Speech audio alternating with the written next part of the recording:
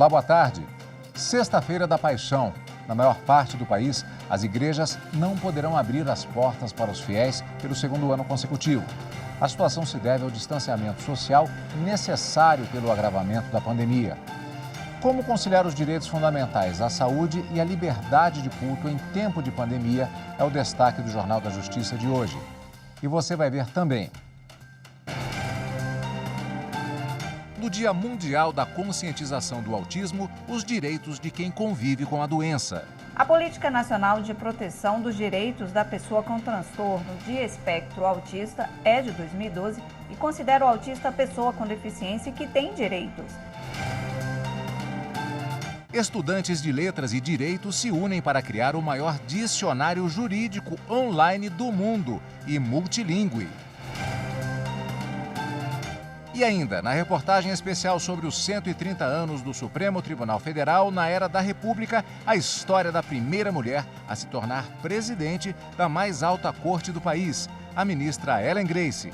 Durante os 11 anos em que atuou no Supremo Tribunal Federal, a ministra Ellen Grace foi defensora de medidas para agilizar os trabalhos da Justiça.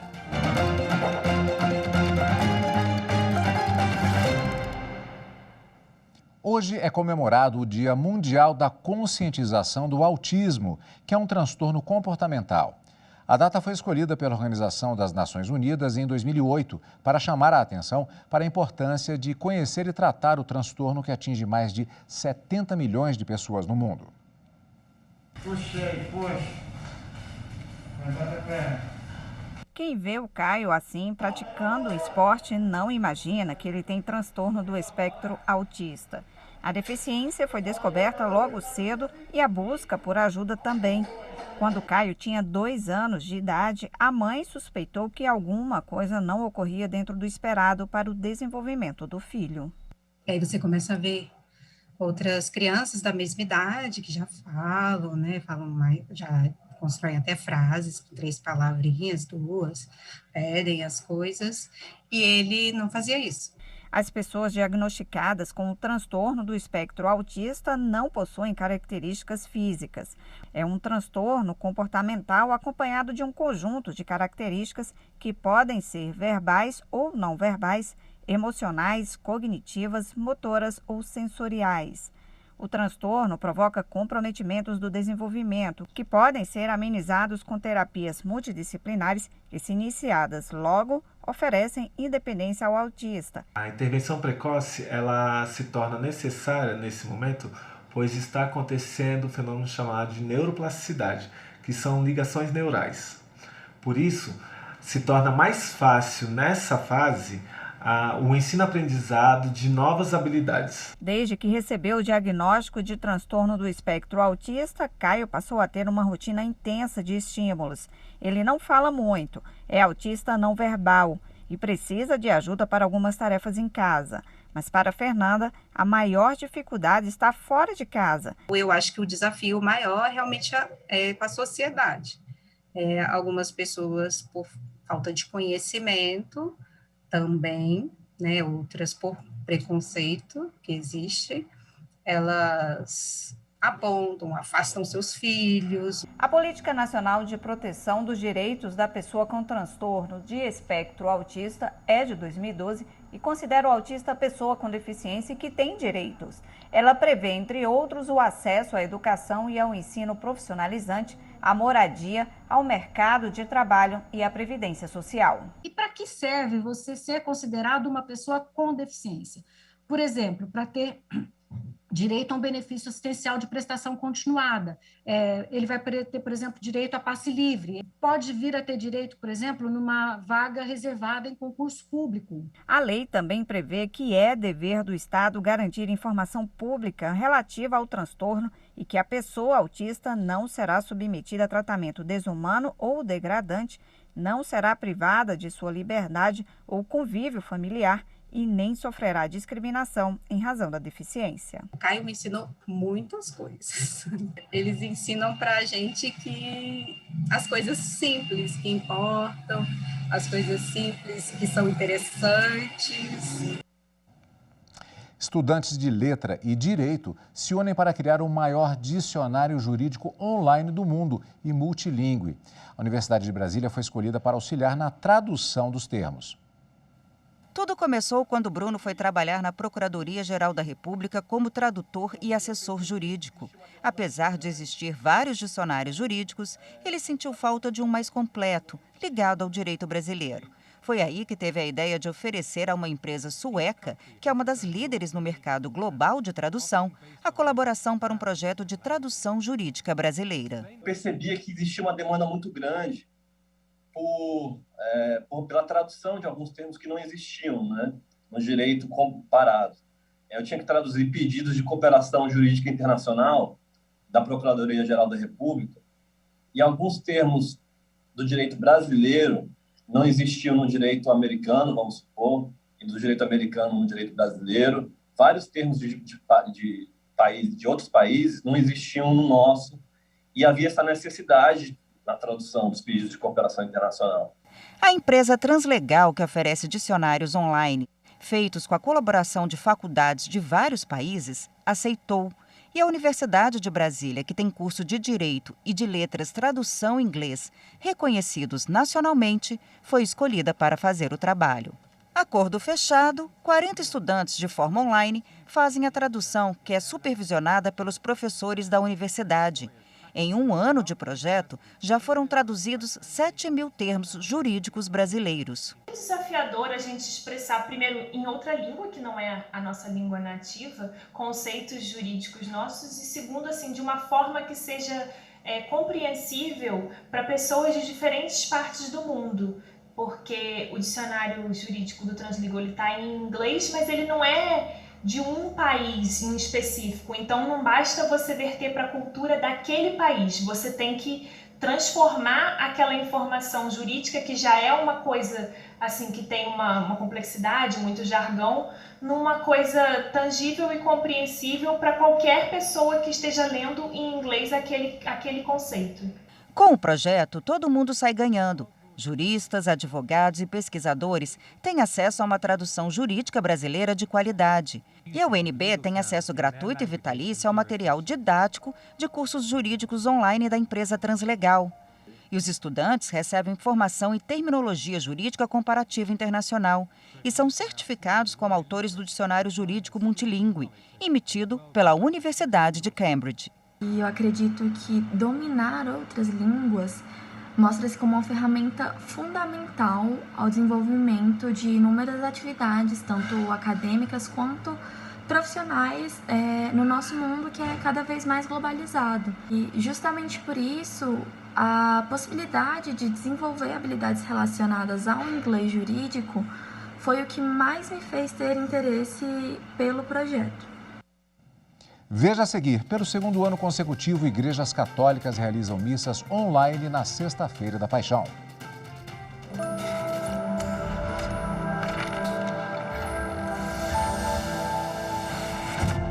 Pensar em direito e não pensar automaticamente na Constituição Federal, para mim, é uma coisa impossível. A Constituição Federal, além de ser a nossa norma fundamental, que dá fundamento para todas as outras do ordenamento, ela é uma norma que trouxe valores muito ricos e muito caros à nossa sociedade, principalmente porque ela foi editada em um momento logo após uma ditadura militar.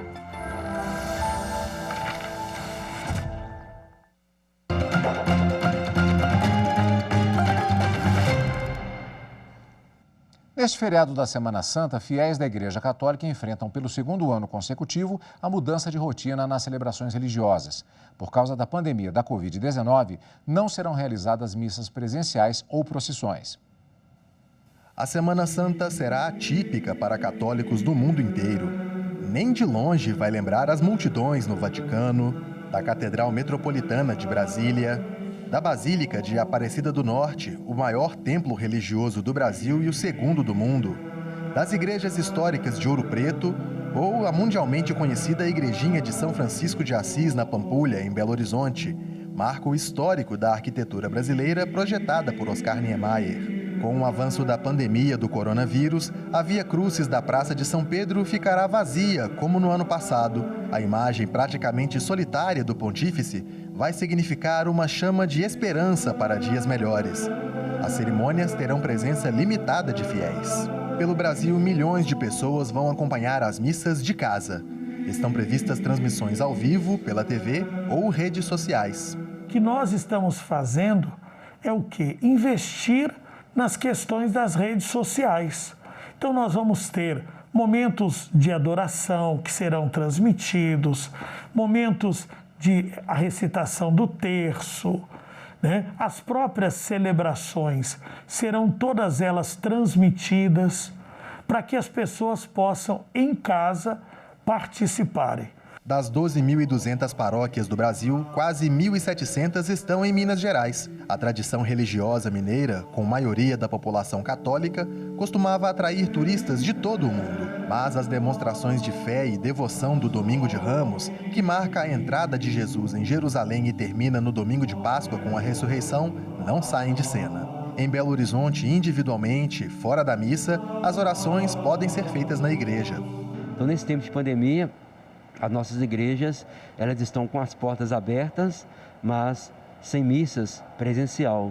Então a igreja permanece aberta para que nossos fiéis possam vir, possam rezar. Então a igreja ela continua evangelizando, continua catequizando, continua consolando o nosso povo, mas nesse tempo de pandemia está tudo diferente. Mas as ondas da Covid-19, o vai e vem de lockdowns no abre e fecha das cidades e o distanciamento social não vão tirar o brilho da Semana Santa, um dos períodos mais consagrados pela Igreja Católica. Acho que é um momento para a gente poder reforçar a nossa crença na esperança, né? Então eu creio que esse ano a gente vai celebrar a Semana Santa com esse espírito de busca, de interesse, de profundidade, mas também contando com muita misericórdia e compaixão. Em manifestação enviada ao Supremo Tribunal Federal, a Advocacia Geral da União defendeu a derrubada de decretos que barram atividades religiosas por causa da pandemia do novo coronavírus em todo o país. A AGU pediu em caráter urgente que o STF suspendesse liminarmente as normas para permitir a celebração da Páscoa. A petição foi apresentada em ação que tramita no STF, questionando o decreto do governo de São Paulo que veta a realização de cultos, missas e outras cerimônias presenciais até 11 de abril. Para a AGU, a medida violaria o direito, ou melhor, abre aspas, viola o direito de crença, afetando de modo excessivo e desproporcional a liberdade religiosa, fecha aspas. De acordo com o advogado-geral da União, André Mendonça, a Páscoa é celebrada por milhões de brasileiros cristãos e que o amparo espiritual é imprescindível, inclusive para auxiliar no enfrentamento da pandemia e seus efeitos, sem prejuízo da observância das regras e medidas sanitárias, tudo entre aspas. O relator da ação é o ministro Gilmar Mendes. E para falar sobre a suspensão dos cultos religiosos em decorrência da pandemia, nós conversamos agora com o advogado Eurípides Aureliano Júnior. Antes de mais nada, eu gostaria de agradecer. Boa tarde, doutor, pela sua presença aqui em plena Sexta-feira Santa, para que possamos falar a respeito desse assunto. Eu gostaria de começar perguntando... Pode falar, doutor. Boa tarde, Cadu. Tudo bem? É um prazer falar novamente com a TV Justiça. Doutor, eu gostaria de começar perguntando justamente em relação a situações como essa da pandemia, que pode ser atrelada a situações como, por exemplo, de guerras, catástrofes naturais. A religião ela tem um papel específico em situações como essa, mesmo do ponto de vista legal, considerando que é um preceito constitucional em relação à liberdade de culto? A religião, como sistema de crenças e práticas cerimoniais voltadas ao culto ao divino, ela fundamentalmente ela é uma forma de manifestação e interpretação da vida. Diante disso, e da morte também. Diante disso, é necessário se pensar que a religiosidade tem um papel social fundamental enquanto apoio psicológico e psiquiátrico daquelas pessoas que creem e que têm fé. Do ponto de vista legal, temos que asseverar que a Constituição ela assegura a liberdade de culto e de crença, a liberdade religiosa no sentido amplo, e, ainda que haja uma controvérsia sobre a essencialidade desse serviço, é uma forma de você garantir direitos fundamentais. Há um conflito de direitos do ponto de vista constitucional em relação à questão da liberdade de culto e à questão da preservação da saúde. Nós temos uma caracterização nesse sentido que faz com que seja uma matéria essencialmente da lavra do Supremo Tribunal Federal? Sim, o Supremo Tribunal Federal ele decidiu que a competência concorrente da União, Estados e municípios para tomar medidas de prevenção ao Covid, ela estabelece que qualquer destes entes federativos pode, por meio de decretos ou normas especiais, dizer ou não se a atividade é essencial ao bem da população. Ocorre que muitos críticos acham que, diante das questões científicas, tais medidas não são apropriadas. Acreditamos, particularmente, que são medidas muito forçadas. A religiosidade ela pode ser exercida de outras formas. As igrejas, mesquitas, sinagogas, terreiros, templos de qualquer espécie adotaram formas paliativas para exercerem seus cultos, seja por meios televisionados, seja por outras formas, cultos nos lares. Eles foram adotadas medidas para você superar esse tipo de problema de aglomeração. Isso significa que a tecnologia tem um impacto forte em relação até essa questão da religiosidade, que disponibiliza esses recursos para que haja essas medidas paliativas. Sim, com certeza. A religião, por mais crítico que possa parecer, ela está hoje fundamentalmente ligada e apoiando a ciência, em vários aspectos, seja pela utilização dos meios de tecnologia, seja até mesmo por reconhecer e participar da prevenção e combate ao coronavírus por intermédio da adoção de medidas de segurança e saúde. Os cultos hoje são realizados todos seguindo medidas de proteção, com uso de máscaras, distanciamento social, uso de álcool em gel, entre outros. Doutor, muito obrigado pela sua entrevista mais uma vez aqui conosco na TV Justiça e vamos esperar como serão os entendimentos jurídicos em relação a essa questão extremamente importante. Muito obrigado pela participação e uma boa Páscoa. Obrigado, eu que agradeço. Boa Páscoa a todos. E você vai ver a seguir, na reportagem especial sobre os 130 anos do Supremo Tribunal Federal, na era da República, a ministra Ellen Grace foi a primeira mulher a se tornar presidente da mais alta corte do país.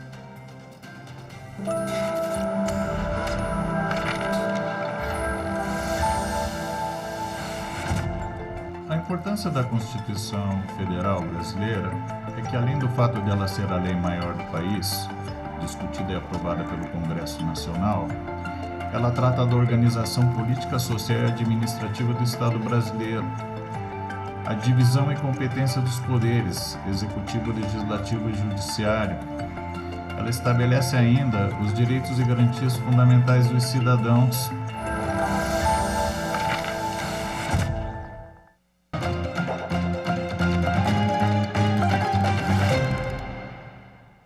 Em dezembro do ano 2000, o Judiciário brasileiro deu um passo importante para mudar a história. Tomava posse a primeira mulher indicada a uma vaga no Supremo Tribunal Federal. Na reportagem especial sobre os 130 anos do Supremo na era da República, vamos mostrar que, mais do que um símbolo de uma mudança de paradigma, a ministra Ellen Grace se tornou fonte de inspiração para outras mulheres, dentro e fora da magistratura.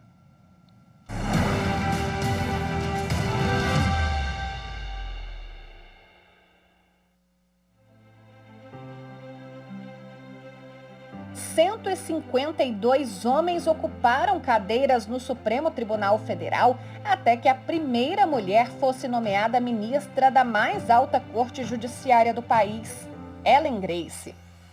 A histórica nomeação da ministra ocorreu em 2000. Ela foi indicada ao STF pelo então presidente Fernando Henrique Cardoso.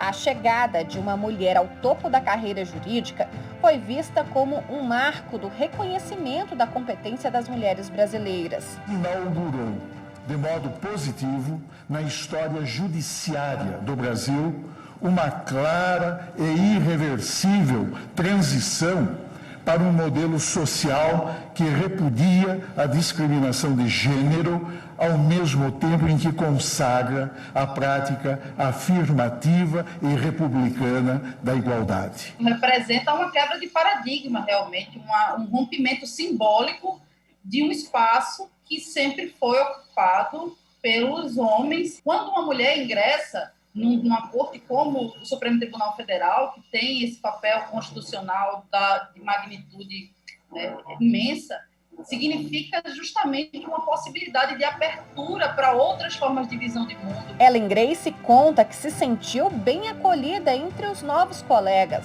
Era um grupo em que eu praticamente estava em casa, porque havia ex-professores, como o ministro Nédio da Silveira, ex-chefes, como o ministro Sepúlveda Pertence, amigos do coração, como o ministro Nelson Jobim, enfim, todos os ministros eu já conhecia de exercícios anteriores e eu me senti realmente muito bem acolhida. O ministro Carlos Veloso, que era o presidente à época da minha posse, foi extremamente carinhoso em me receber e eu sempre me senti muito bem. 6 anos depois, Ellen Grace assumiu a presidência da corte. Prometo bem e fielmente cumprir os deveres do cargo de presidente do Supremo Tribunal Federal, de conformidade com a Constituição e as leis da República. Durante os 11 anos em que atuou no Supremo Tribunal Federal, a ministra Ellen Grace foi defensora de medidas para agilizar os trabalhos da Justiça. Ela foi a responsável pela criação do Dia Nacional da Conciliação, que preza pela resolução de conflitos antes mesmo de se tornar um processo judicial. Colocou em prática o uso dos institutos da súmula vinculante e da repercussão geral. Também foi na gestão de Ellen Grace que o plenário virtual foi ampliado. Os ministros passaram a julgar ações menos complexas pelo computador. A nomeação da ministra Ellen Grace e a sua gestão como presidente do Supremo Tribunal Federal consolidam um tempo de avanço para todo o Poder Judiciário e para toda a sociedade brasileira, nos caminhos, né, como referido, do desenvolvimento de tecnologias e da implementação de institutos processuais importantes que promovem equidade e segurança jurídica na prestação jurisdicional. De forma que eu poderia dizer que a ministra Ellen honra o gênero feminino, honrou o gênero feminino e constitui, né, um modelo a seguir por todas as mulheres, não só no âmbito do Poder Judiciário. Atualmente, a presença feminina no STF é representada pelas ministras Carmen Lúcia,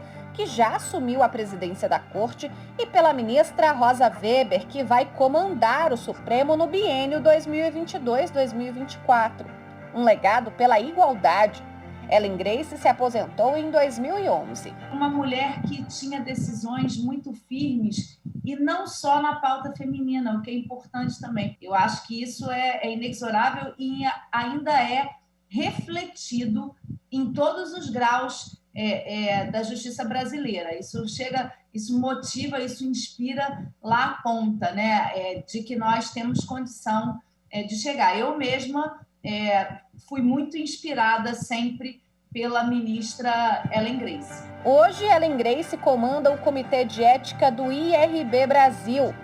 Dentro ou fora da magistratura, ela mantém um lema que recomenda a todas as mulheres brasileiras. Especialmente importante reconhecerem que, quando estão em posições pioneiras, reconhecerem que não devem exigir privilégios diferentes, tratamento diferente. Nós devemos nos destacar no meio, seja ele masculino ou feminino, pela nossa competência, não exclusivamente pelo fato de sermos mulheres.